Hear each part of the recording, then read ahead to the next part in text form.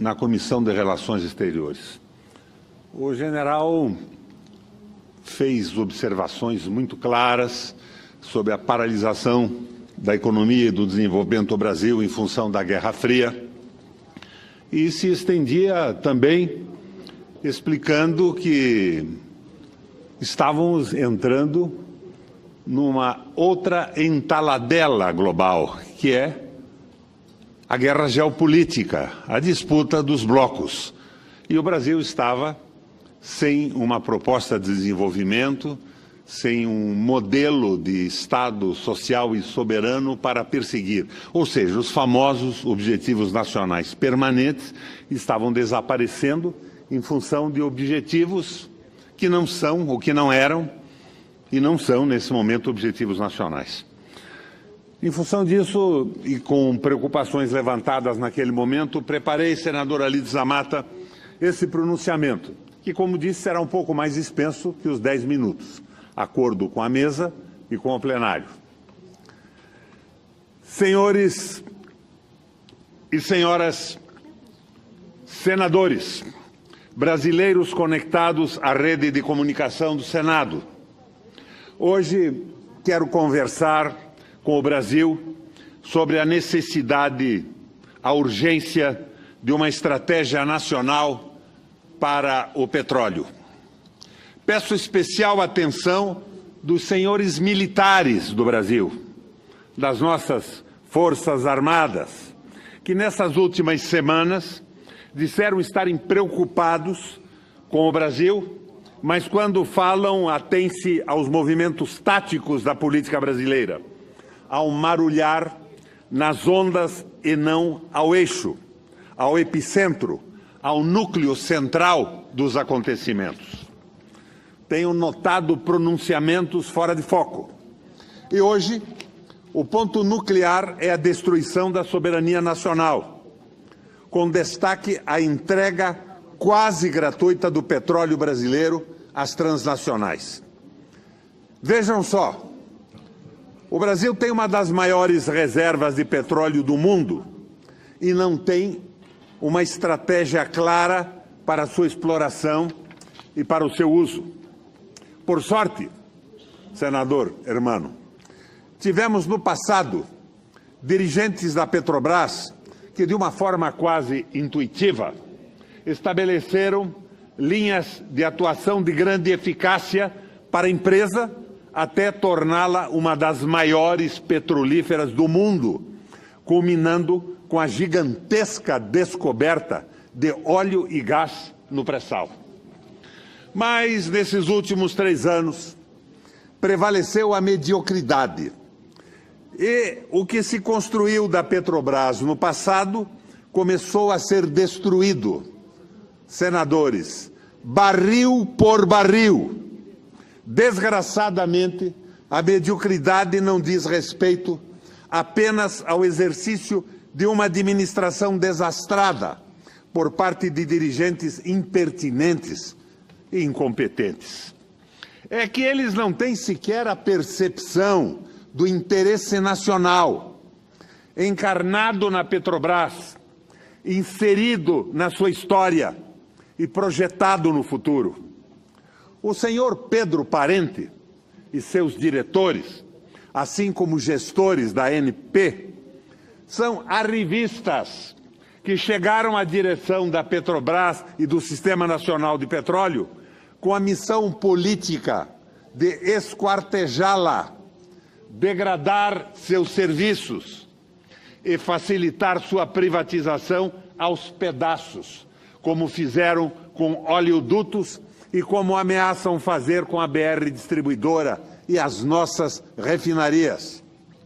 Não é preciso acentuar que nessas ações falta uma visão estratégica, e isto me levou ao propósito desse pronunciamento. À medida em que nem o governo, nem a Petrobras, nem as Forças Armadas o fazem, tentarei esboçar o que me parece essencial para o país: uma estratégia nacional para o petróleo. Isso diz respeito a todos nós. o petróleo é estruturante na economia e maior contribuinte potencial para o bem-estar dos brasileiros. No entanto, não estamos sabendo ou querendo utilizá-lo. Sabemos menos ainda o que convém fazê-lo ao longo do tempo. Distribuí-lo racionalmente, por exemplo, entre o consumo interno, senador Dário, e a exportação.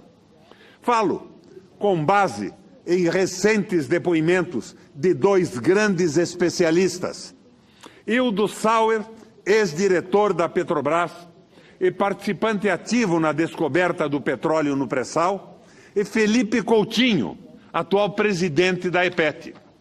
Ambos partem de um ponto essencial, a saber, que não temos uma estratégia para o petróleo e que o petróleo é tratado, notadamente, pelo governo como uma commodity qualquer.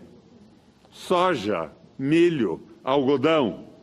Isto é um escárnio, um desleixo, e é esta desídia que é tão escandalosa que parece necessário lembrar ao presidente da Petrobras que o petróleo e seus derivados estão presentes nos transportes, na eletricidade, nas comunicações, internet, celulares, nos sistemas de aquecimento, na indústria, na extração mineral, na agricultura, nos fertilizantes, no processamento e distribuição de alimentos, nos pesticidas, numa infinidade de plásticos, na infraestrutura, nas Forças Armadas, senador Dario.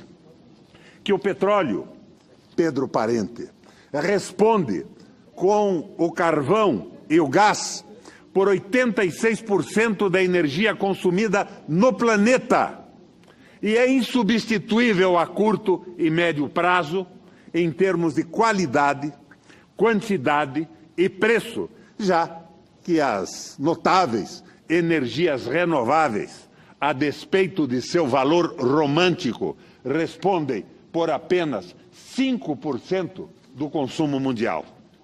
Enquanto isso, agora cito Felipe Coutinho, presidente da Associação dos Engenheiros da Petrobras. Pedro Parente, o atual presidente da Petrobras, afirma que o petróleo é uma simples commodity, ou seja, é uma mercadoria qualquer, como outros produtos de origem primária, negociados na Bolsa de Valores de qualidades e características uniformes, que não são diferenciados de acordo com quem os produz ou por sua origem, sendo seu preço uniformemente determinado pela oferta e procura internacional.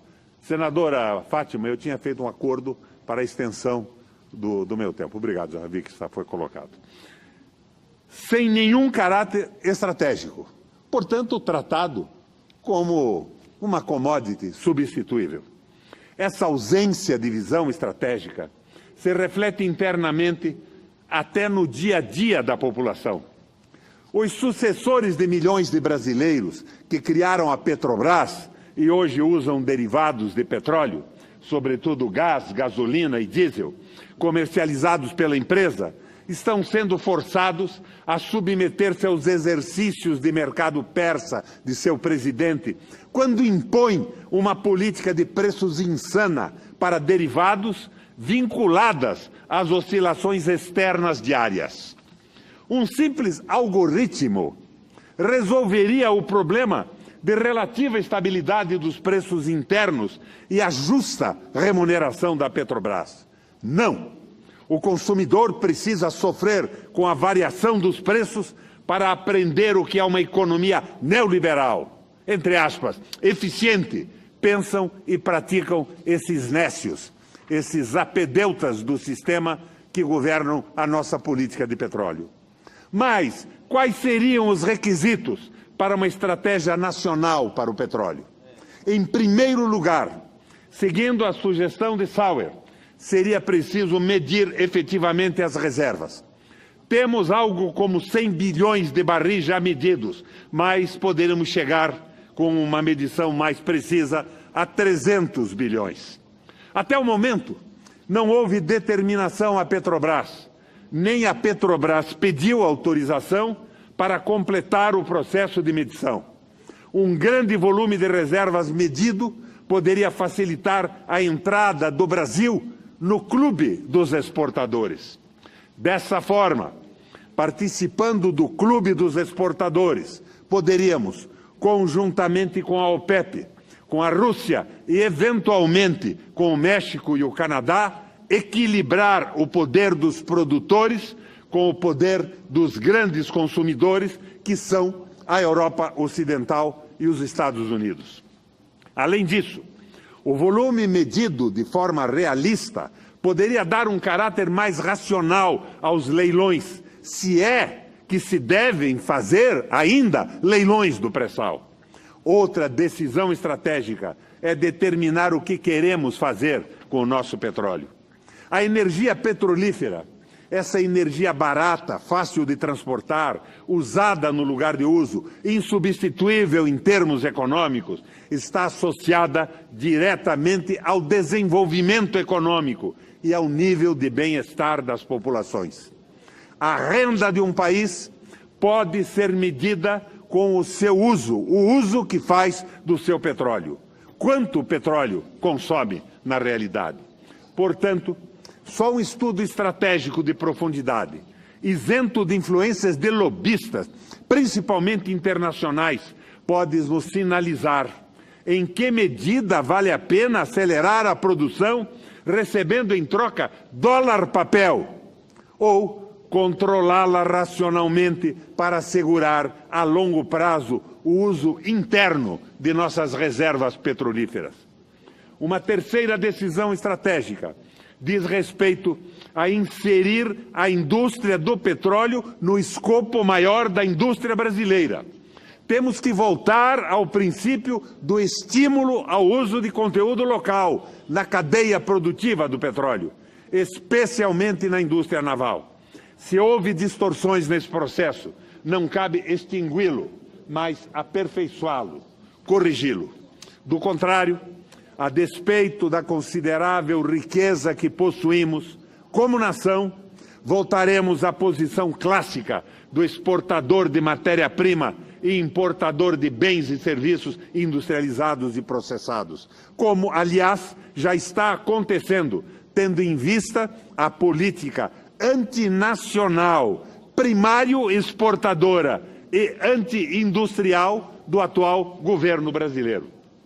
Uma quarta decisão estratégica deve redefinir o modelo de exploração do petróleo, restaurando, se for o caso, a participação obrigatória da Petrobras na exploração dos campos. Da mesma forma, deve ser tomada uma decisão política e racional sobre o modelo de exploração, seja a partilha, seja a concessão. Em qualquer hipótese, o Brasil deve manter o controle majoritário dos fluxos de produção e das reservas, inclusive como condição para participar soberanamente da política internacional do petróleo. Uma quinta decisão estratégica deve incluir as Forças Armadas nas definições de segurança energética e da defesa. O modelo de estratégia que propomos deve considerar necessariamente em sua definição a participação de especialistas civis nacionais e especialistas das Forças Armadas nos temas correlacionados às suas especialidades. Finalmente, o governo deve submeter a Petrobras aos objetivos estratégicos do país, no que diz respeito, principalmente, a seu programa de investimentos. Compreende-se que a Petrobras é uma empresa de economia mista, que deve prestar contas a seus acionistas. Entretanto, seu controlador majoritário, o povo, tem objetivos superiores da empresa. É o povo que deve determinar, conforme o seu projeto e as suas necessidades, o uso do petróleo brasileiro. Assim, uma vez respeitados os limites mínimos de distribuição de dividendos, a Petrobras deve orientar seus orçamentos para ampliação de sua capacidade produtiva e de desenvolvimento tecnológico. Em lugar de uma estratégia de investimentos, a atual direção da Petrobras, desafiando os interesses nacionais, está colocando em curso um projeto de desinvestimento de extrema audácia que chega agora às refinarias sob forma antes testada de privatização retalhada. Querem acabar com o sistema de refinamento de petróleo no Brasil. O modelo de Pedro Parente et alia para o setor implica a venda a multinacionais ou estatais estrangeiras do controle de 60% de 4 refinarias, 2 no Sul e 2 no Nordeste, com toda a sua infraestrutura logística, retendo a Petrobras apenas 40%. O pretexto explícito é mitigar as oscilações de preços, mas a razão real é estabelecer monopólios privados que impeçam no futuro a qualquer governo influir no preço de derivados. Isso não é falta de estratégia, é a negação absoluta de uma estratégia nacional. Não há, embutida nessa proposta, qualquer consideração de médio e longo prazo, nenhuma análise das tendências mundiais e locais do mercado de petróleo, nenhum estudo sério, senadora Fátima, nenhum estudo específico sobre a relevância do controle do refino para a estabilidade dos preços e a segurança energética do país. Uma empresa como a Petrobras, uma das maiores petrolíferas do mundo, vaga como Manaus sem rumo na mão de arrivistas que chegaram ontem a esse setor de extrema complexidade, fundamental para a vida humana moderna e centro de disputas geopolíticas mundiais. Depois de vender partes da empresa em retalhos, pretendem, com esse modelo de refino, condicionar de forma definitiva a insana política de preços que estão praticando. Em mãos privadas, as refinarias de petróleo poderão exercer poder monopolista para impedir a Petrobras de orientar os preços dos derivados no interesse público. Senadora, eu pediria uma dilação de tempo.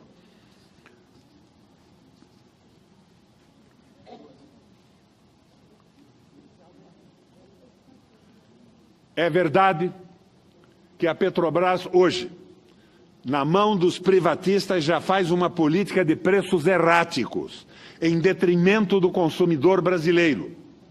Entretanto, eles temem que no futuro essa política possa ser revertida.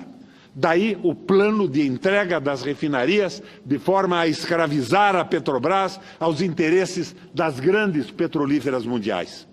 O engenheiro Felipe Coutinho, que citei antes, observa que a decadência visível das grandes petrolíferas privadas no mundo se deveu, sobretudo, à sua política de geração de resultado para acionistas em curto prazo. Deixaram de investir, terceirizaram muitos serviços, perdendo especialistas e tecnologia, revelando-se incapazes de conservar e recuperar suas reservas de petróleo.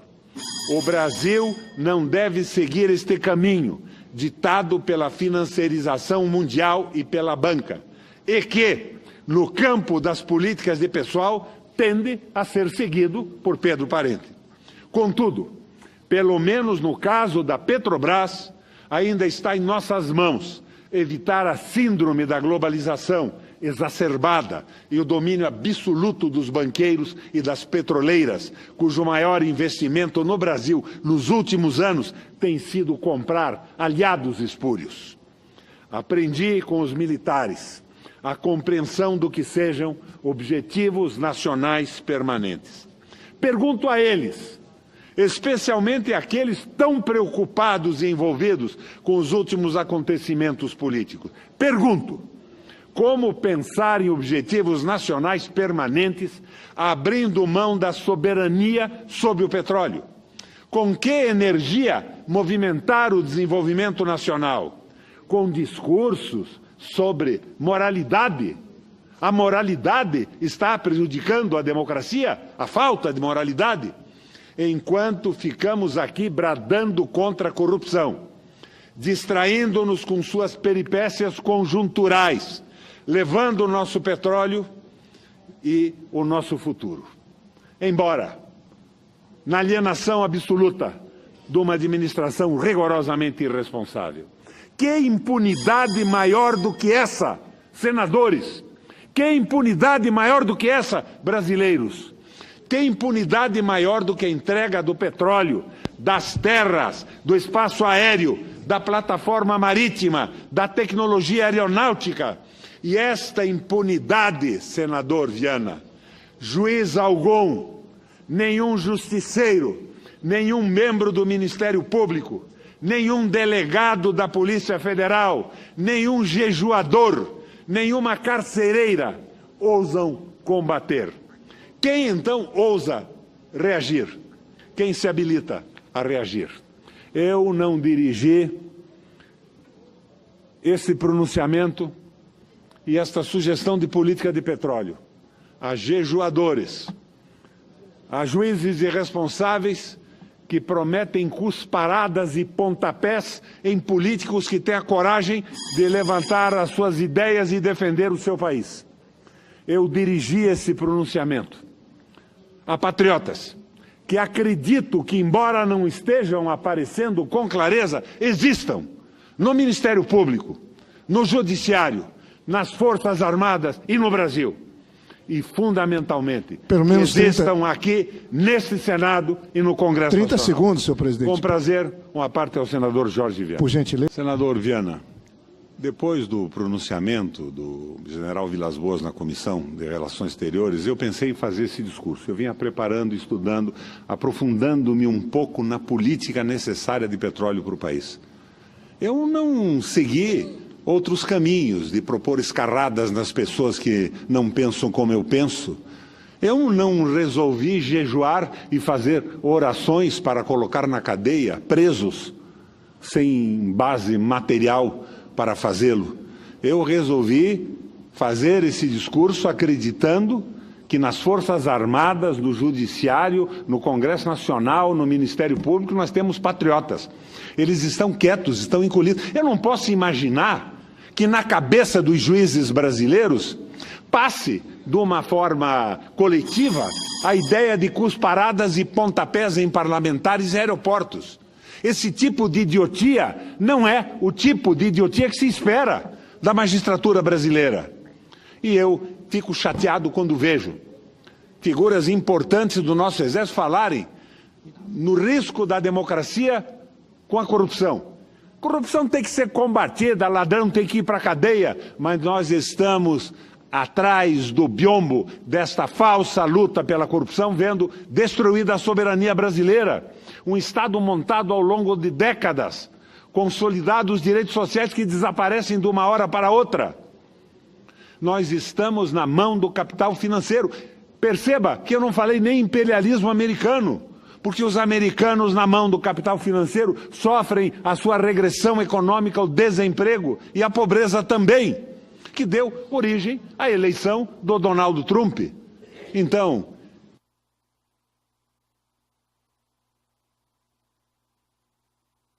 apelo aos verdadeiros patriotas que se levantem, abram os olhos, porque o Brasil está sendo engolido pelo entreguismo.